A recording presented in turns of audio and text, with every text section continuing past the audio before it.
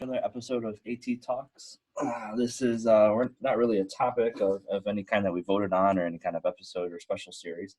We're just talking about what's going on in the world because everything's on fire and there's a lot of ATs with a lot of downtime. So today we are back with famous TikToker on the internets, Matt. Matt, if you could quickly introduce yourself.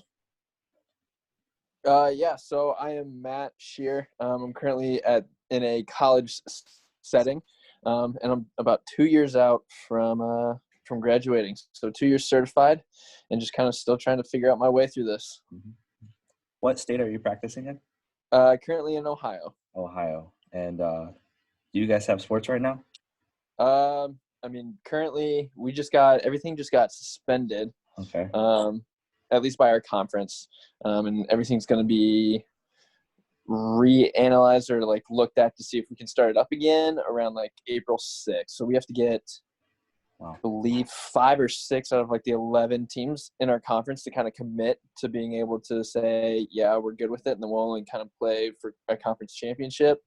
It's kind of where we're at.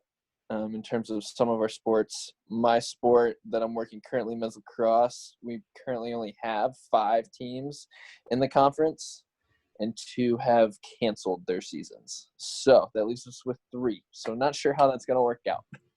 Are you guys practicing at all? I don't believe so, because a lot of our guys, they're somewhat local, but they're 30, 40 minutes away. And we just closed a week from yesterday will be the last day that students will be allowed to live in the dorms. Okay. So everyone's in the process of closing down. So what's the plan for the next 3 weeks then for work? Unknown? I will be finding that out tomorrow morning. So we're going to meet with my staff, and I are going to get together as well as meet with our team docs and physicians that we bring in, and kind of see how they want to proceed, because healthcare doesn't stop during breaks, unfortunately. So, because we got a couple kids already asking me as well as other people on staff, hey, can I still come in? Those that are really, really local. Mm-hmm. So, is this going to affect your how you get paid and stuff? Do you know? No, luckily I am salary, and from what I remember, your salary as well. I think I saw that on a tweet. So yeah, us salary guys are good, which will be real nice. I think if I was hourly, I might be stressing a little bit more, at least asking my boss if I can just clock in, go there and just sit and clock in and figure out something to do. Yeah, something, anything. There's a lot of people freaking out because they're afraid, or the situation that they're in, that they're not going to get paid or paid less, and it's going to affect their bills and stuff. Yeah. But that's not something I would ever think of, because I am salary. And for us, there's always a clinical component outside of the high school. So there's other things to do. But gotcha. I just look at it as though this is June, where you don't really work much in June anyway, but you get your regular checks. And then in September, October, November, you work a bajillion hours a week with football and soccer and volleyball and tennis and stuff. So there's low months and there's high months. So for me, it doesn't affect me. But apparently for a lot of people on Twitter, they will be affected in a negative way. Yeah. And that doesn't even take into account all the people that have been affected just because their lives are sports and now there are no sports. Yeah,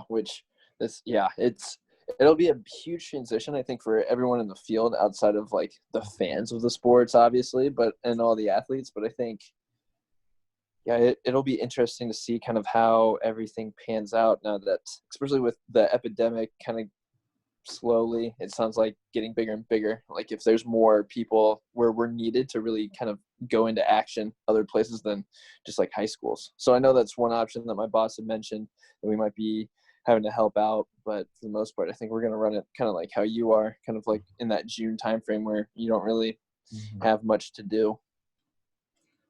Now, here's a question for you. Do you think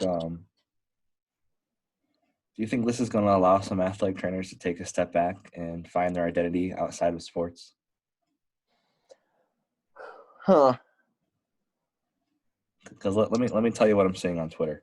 I'm seeing a lot of athletic trainers that do not have an identity outside of being an athletic trainer. And Right. now they're wondering, hey, what do I do with my life with all this downtime? Mm-hmm. So I think, looking on a positive side, this is a good thing for those individuals to take a step back and realize all the other passions they may have in their life, and to do other things that maybe they used to do and they just ran out of time. Even that, if that's just little stupid hobbies, like I have little stupid hobbies, or if that's talking to people they haven't talked to in a while. So I think this can be Mm-hmm. a very good thing. Yeah. And yeah, because that's something that I've, like, as a former college athlete, because I played lacrosse in college. And so, like, the past, like, year and a half or so since then, I've been, like, trying to figure out, okay, what is my identity outside of athletics? And I think I'm still trying to figure that out because, like, every day, like, we're involved in sports. So now I think this lull in sports is definitely going to provide a time for growth for us, as long as we lean on to that. We have to at least be open to it, I think. And if we just kind of sit around and it's like, okay, well, I'm going to really open up and check out some Netflix and see how good of a Netflix and chill guy I can be, I don't think we're going to find our identity really well. Yeah. I put on my Facebook a couple hours ago. It's pretty private. I only got like family on there and stuff. I put how much Disney Plus do I need to watch to kickstart their stock? I know. I might have to start researching stocks and buying while Because everything's real I low. I own Disney stocks, and they have completely tumbled, just like everybody Yeah. else has in the last 2 weeks. So it's just crazy. Yeah. I think I'm Yeah. also going to plan on, like, taking this time to kind of jumpstart, I guess, like, my summer in terms of, like, all the things that I was kind of putting off once I had more time, in terms of reviewing, like, different anatomy, or just kind of learning more topics and subjects, like more stuff in strength and conditioning, and kind of really delving into that. So I might take some extra time, do that, as well as get ahead of the curve on those CEUs that we all seem to put off. Yeah. What Monday? So I'll be in the clinic 8 to noon on Monday. Yeah. And then afterwards, I'm going to go to my school and see what's going on, get the update by, face to face. And then I'm going to spend an hour or two with my emergency action plan and my policies and procedure manual. And I'm going to identify what we do well, what we don't do well, and then just little changes that, because you're always learning.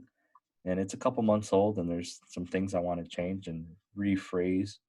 So I'm gonna be diving into that tomorrow and probably Tuesday, and then I'll probably do it the rest of the week. And I think that's a great thing athletic trainers can do with all their free time, especially if you're at a secondary school and you're looking to become one of those NATA safe sport schools. Right. I would highly recommend it. Now, if you're collegiate people, you don't have a safe sports school because that's secondary setting, but you can always look at those emergency action plans and those policies and procedures and see what we can do better and how we can deliver better healthcare. Yep. Agreed. I think we definitely planned on doing that in the summer sometime, but we might be moving that up now. Mm-hmm. Well, there's a lot of options, If Yeah. if you're weak in special tests, go study some special tests. If you're weak in, admin roles and stuff, go study admin roles, or leadership. Study leadership. Do something to get better. Yeah. There's always room for improvement, and I mean, if you're staying still, no one likes stagnated water. So we got to make sure that we're still stream, always kind of moving, even if it's a 1% better every day, I think. And so that's something that I always try and strive for. And of course, there might be days where you take a step back or two, but then as long as, like, you're staying on track, I think we'll be good. Mm-hmm.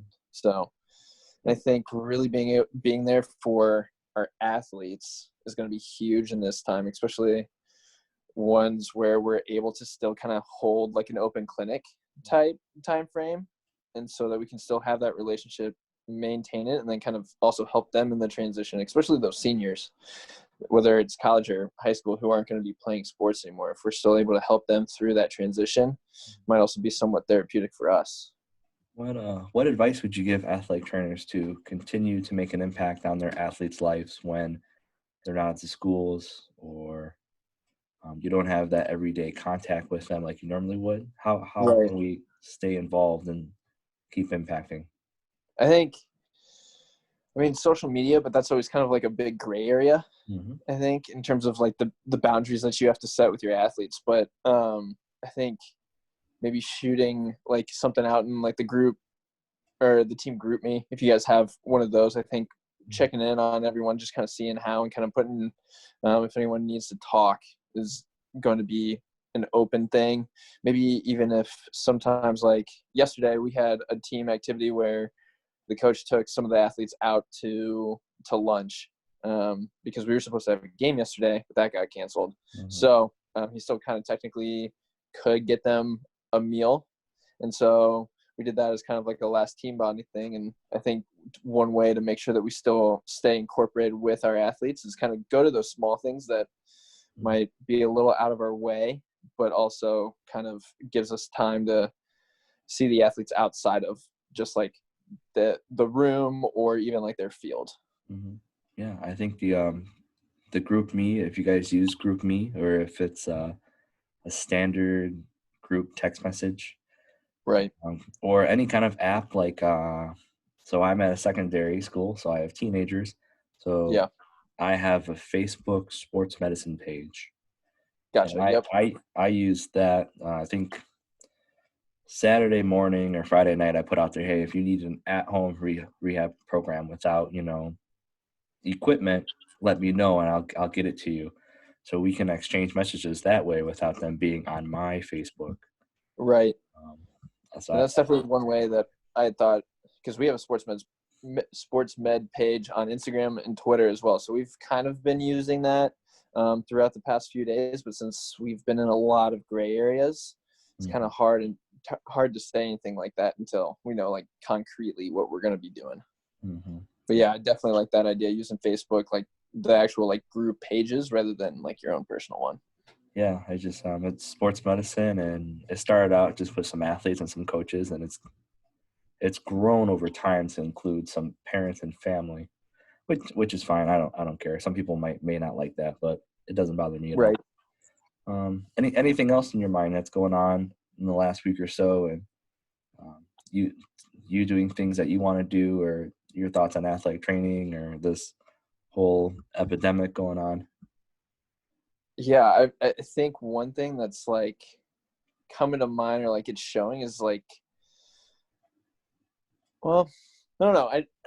It's such like an early stage. I think it's kind of hard for us to tell where everything's going outside of like before we're like, oh, it's only in Italy, it's only in Europe, only in China. But now that it's starting to like hit home, like, I mean, I'm not gonna lie. Like when it first started, I was like, "Oh, we'll never see that. Like we're fine. Like whatever." And here we are, 2 weeks later. Like everyone's freaking out. Like I just went this morning to Target, and I had to basically got an adrenaline rush from seeing one package of Charmin Ultra. So like, Yeah. um, kind of seeing that drastic turn of events has really kind of made me to change my view. And it's like, okay, maybe this is a little bit more serious than kind of what I thought. Maybe we're not so like on top of the world, and we're not immune to everything that we think we are just because we're in America. So I think that aspect is kind of like an eye opening on like how this can all go down and turn really quickly. Yeah. So. No, I think this is a great example of, eye opening and taking things for granted. And I think there's going to be a lot of athletic trainers that are really juiced up in April to get back to work and to get back to the sports and to make more impacts and, preventative and rehabilitative stuff. And I think this is going to lead to a real exciting and energetic time. I don't know when. It might be a month or so, but I think we'll get there eventually. Yep, for sure. And I think as long as knowing us, like we always like to stay active. So like whatever we do, I think as long as it's productive towards either furthering ourselves and finding our identity, like we've talked about, or even kind of growing in our profession some way, opening up like finding a new tool for a toolbox, I think we'll be good. And it'll be a good time. So. And I also think this is going to be a phenomenal time to network because we all have extra free time and there's a lot of people on social media and they're going to be on social media more. So, go out of your way and follow some new people, whether that's athletic trainers or doctors or strength coaches, nurses, PTs.